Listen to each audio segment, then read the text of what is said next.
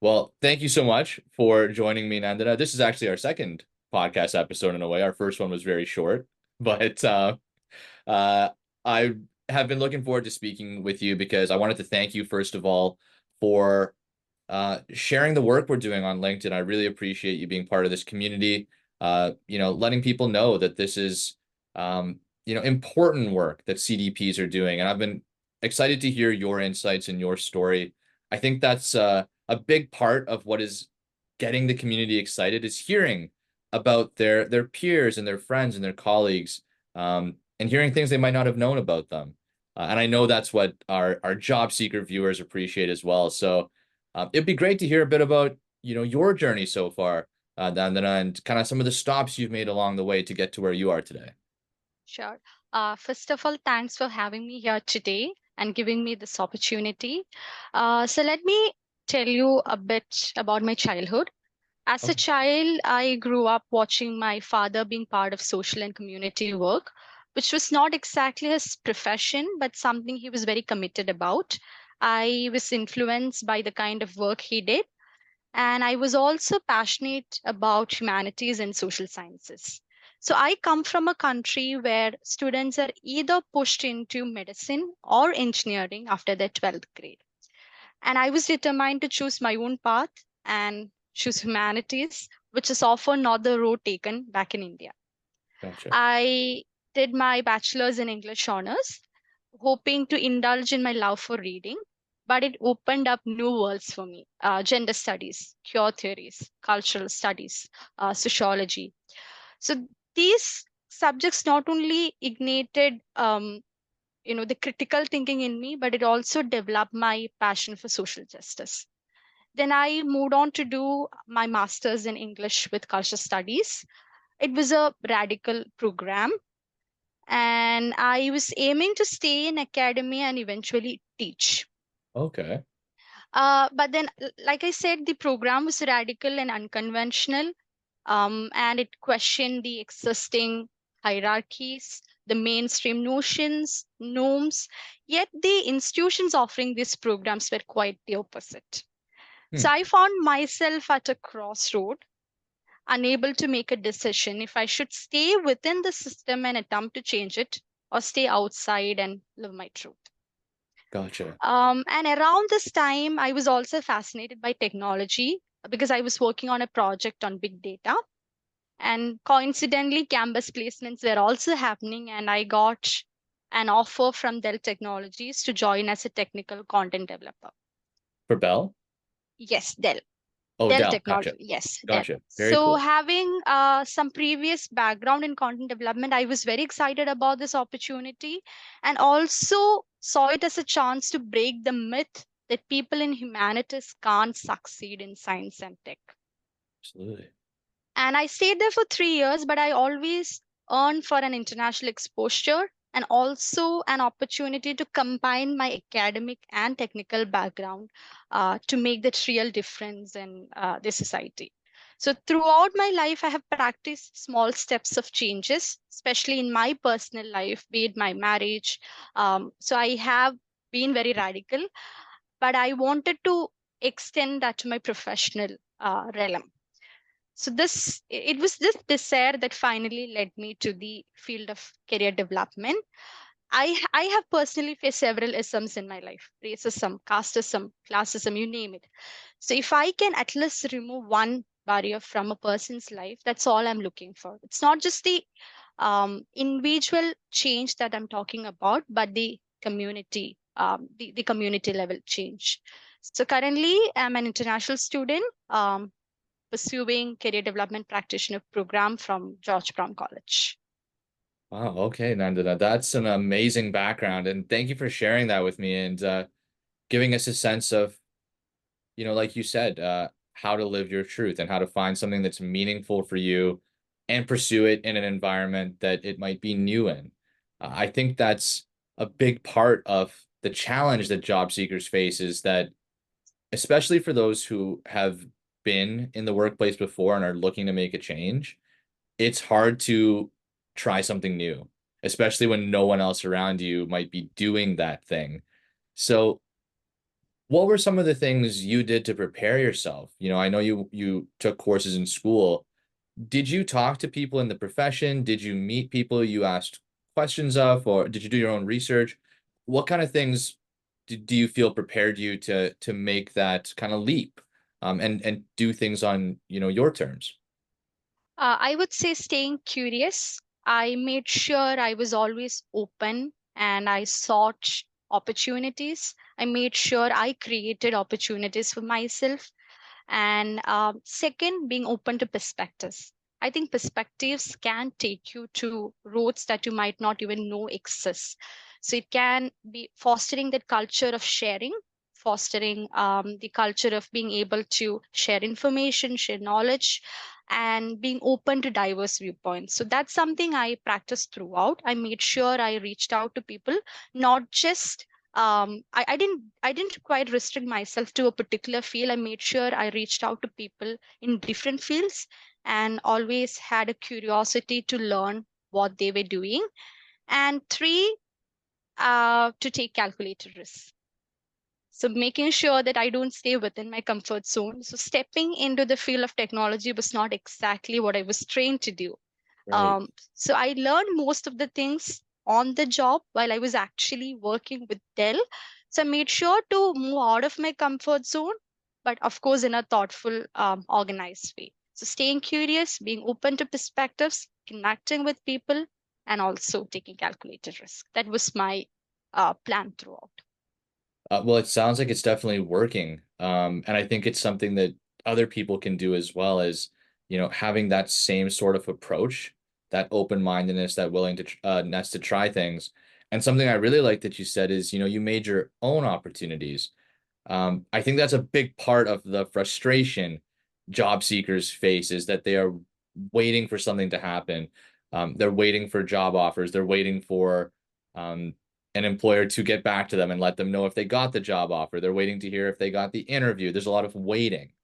Um, but can you give us some examples of how you created opportunities for yourself? And some of the small ways that you made those changes? I would say making sure you share your stories. When I say sharing your stories, it can be through the works that you do. Like I said, I was very much interested in the academic field. So while I was doing my master's, I have been in collaboration with different platforms, different blogging platforms, and different publishing platforms, where I made sure I reflected on socially relevant issues using through the lens of theories. So I penned articles about some of the films of the times. Through the angles of caste, through the angles of, let's say, sociological angle. So I made sure I used my writing because I am very good at writing. So I made sure I used my writing skills to present my ideas and made sure I have that kind of visibility. Coming from a marginalized community, being a woman, there are chances that people will not hand you over those opportunities. So you have to make sure you take those proactive steps.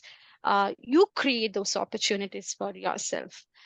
Similarly, when I moved to Canada, I made sure to talk about my transferable skills, something that I feel international students struggle with, especially in being able to talk about their transferable skills. So including me, we think that we are starting our life in a new country from scratch. Yeah. Of course, we are learning about quite a lot of new things, but you are also already bringing a wealth of knowledge and experience, right? And it's incredibly valuable. You are bringing diverse skill set. You are having fresh perspectives. So make use of this. See how you can use your past experience to create your future in a new environment. So shed light on that. Make sure you translate your stories into transferable skills. Whenever you are networking with people, think about the things that you have overcome. See if you can translate into skills. talk about the stories. So I would say identify your strength, do self reflection, identify your strength, leverage it. In my case, my voice was mostly through my writing. So I made sure I write.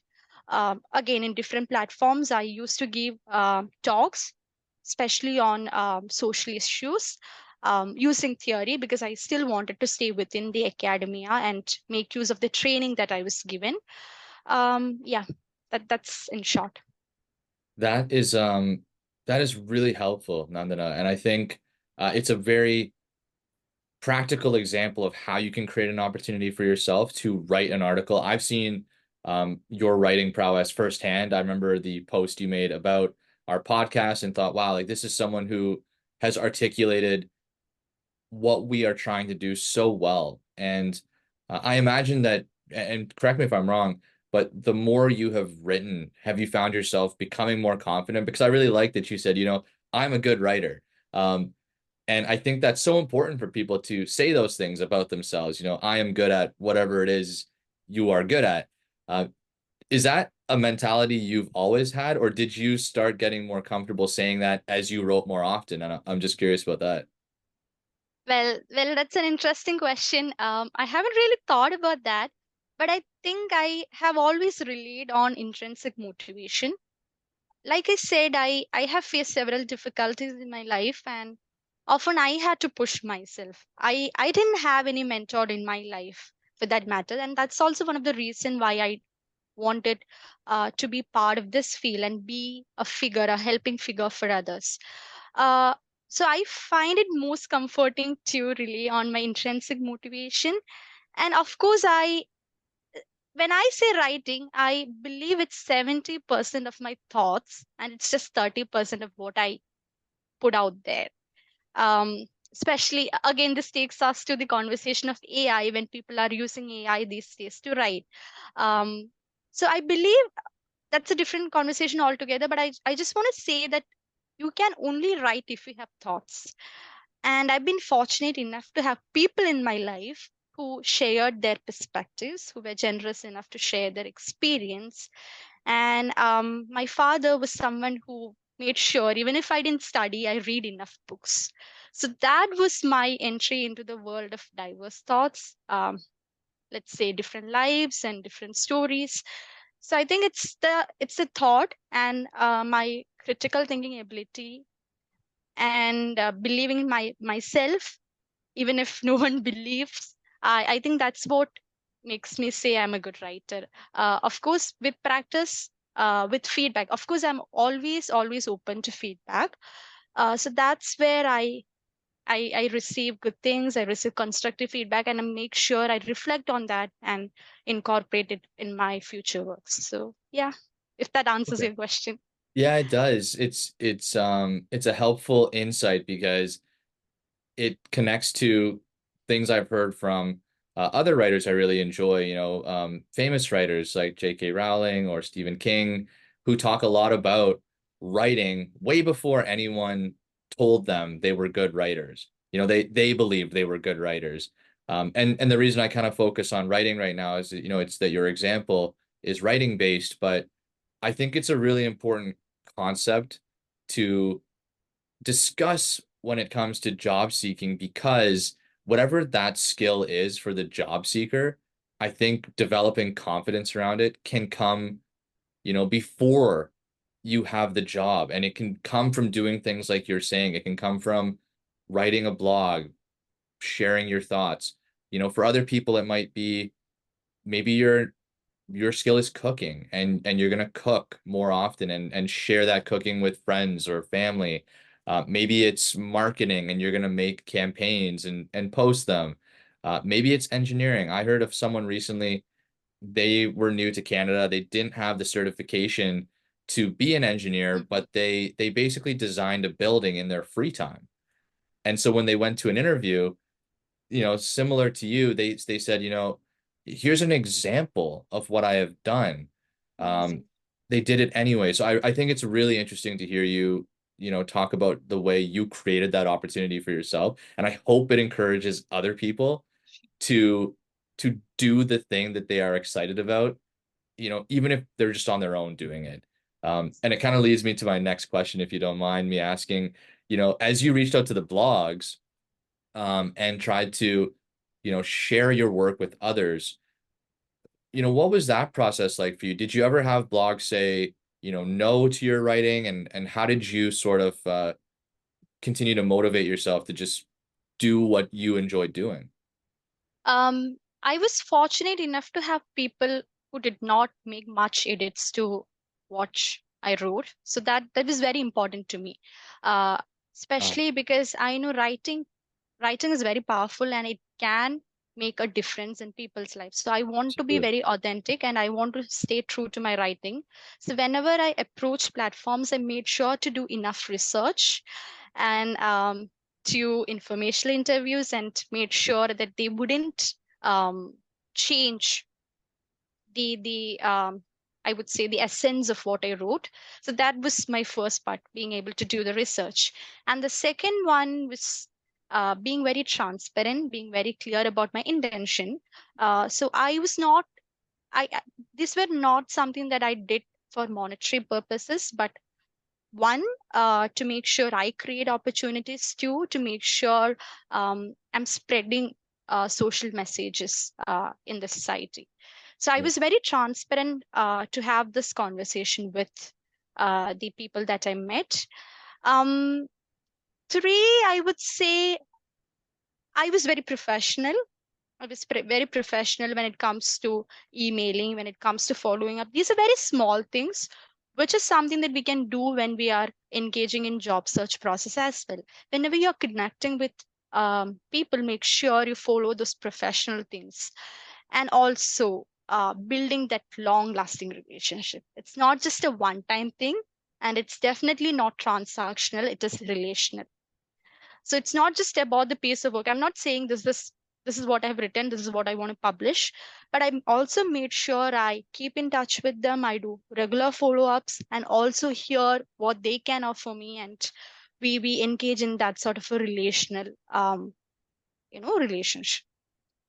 That is really helpful as well. And I think that's going to clarify, you know, how to approach networking for a lot of job seekers, because there's a couple of things you said there that jump out to me. One was doing that research first, making sure that, again, we're using your example of writing, for our discussion today, but for those listening, think of the skill you're trying to develop or build your career around.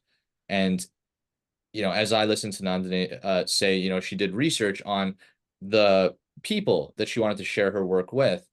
Uh, that connects directly to, I think, the work that needs to be done to research a potential employer. And then the second part that I think is possibly even more important is to not approach that person with, "Hey, I've written something, I want to publish it." It's building a relationship. And I think people make that mistake reaching out to employers and say, and people have messaged me this kind of thing saying, "Hey, I'm looking for a job, here's my resume." And it's the first thing they say. And I don't know them and I haven't, I don't know why they're interested in messaging me, and they haven't made that they haven't built that relationship first. And it doesn't take long, right? It can take a few messages to start building rapport. And is that kind of what happened in your experience? Is, how did you start your conversations? I think at the end of the day, people do not want to work with your skills and experience. Yes, it is important to have the technical background, that training, and to have that skills and experience for a particular job. But what is most important is to have that authentic, unique voice. And what I would often tell my clients, that unique value proposition, what sets you apart from others. So when I connect with a person for the first time, um, I make sure to do research on that person. And if there is any common interest between us, it could be an article. In my case, most often these were writings or other articles. I made sure to attach that article and would share one or two lines to show how I think about it, to show my unique perspective, and also ask their opinion about it.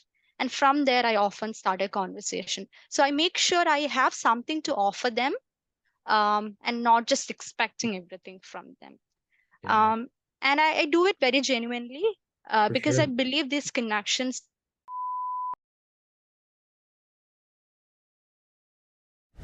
you were in the middle of a thought about um reaching out to people genuinely, and I do think it's important to have an approach that works, and I think finding something in common with the person helps. Um, but if you wanted to continue your thought on that, the genuine approach you take to building a connection with people, I think that's helpful for people like who haven't done it before to understand. Yes, so I mentioned about finding that common connection, common interest. Something else would be to do regular follow-ups, do regular check-ins, and also to send messages to them, especially if it's a holiday. You can send out a warm wish to them. So you're not just building a professional relationship, but at the same time, you are building a long-lasting relationship, right? And also, I think it's important to spend some time for them as well. S- you could ask them if there is any way in which I can be of help to you. If Right. yes, what could that be? What can you offer them, right? So that is something I make sure to do, especially for instance, if I am done with the program, I make sure if I want to connect with a few people, I send out an email, thank them for all that they have done. And I just don't do generic thanking. I make sure I am very specific. For Yeah. instance, if I completed a meeting, I make notes. That is something that I do generally. I take notes.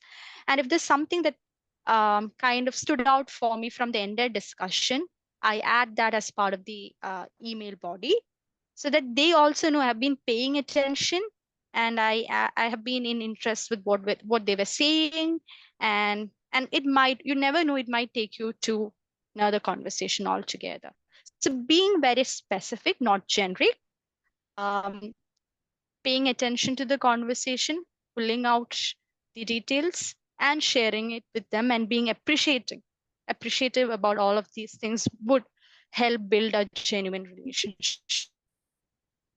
Okay. That is helpful. Maybe what we'll do, Nandana, is um, I know we have come up on the time I asked you for today. I have so many more questions for you, and I think some of the technical difficulties we might have had um, is cutting our conversation short here. So I just want to thank you for the time today, and